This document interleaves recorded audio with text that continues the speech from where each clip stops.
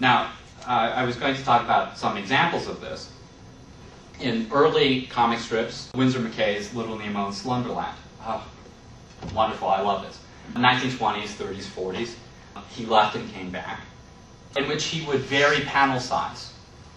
This is printed on a tabloid-sized newspaper. And I remember one episode in which Little Nemo, who's dreaming through these sequences, goes to a land of magic mirrors. And if there's a magic mirror that distorts his figure and makes him look super tall and skinny, the panel is super tall and skinny. And when he's super small and fat, the panel itself is super small and fat. And it's almost hard to read, because you have a small panel and the panels get larger, and then you start again and the next panel begins above the previous row. But this guy was doing this stuff in the 30s, which is really amazing to think of.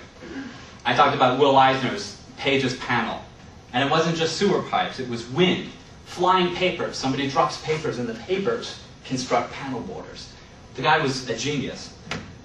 Rick Veitch in Swamp Thing did this notion of continuous narratives running along from page to page.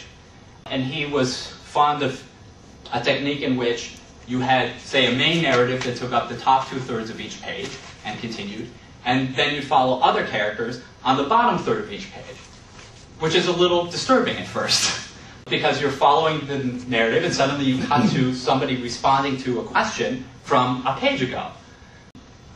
But this is no longer even that bizarre.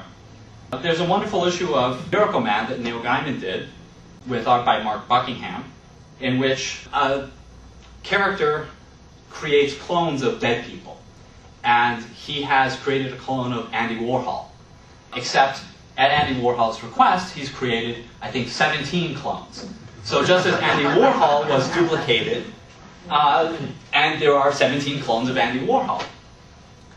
Which by itself is sort of funny, but as this narrative continues, you have pages that are laid out in 9-panel grids, that is to say 3 panels, 3 panels, 3 panels, same size, same width, in which it looks like an Andy Warhol painting.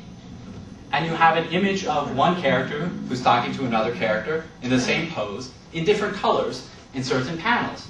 You have the other interlocutor in other colors in certain panels, and images of what they're talking about. Like, for instance, a gun, inset within some of these images in an Andy Warhol style. Well, this is revolutionary. You can't do this in other media. And you see this, and it blows your mind. And you realize, that's why comics matter.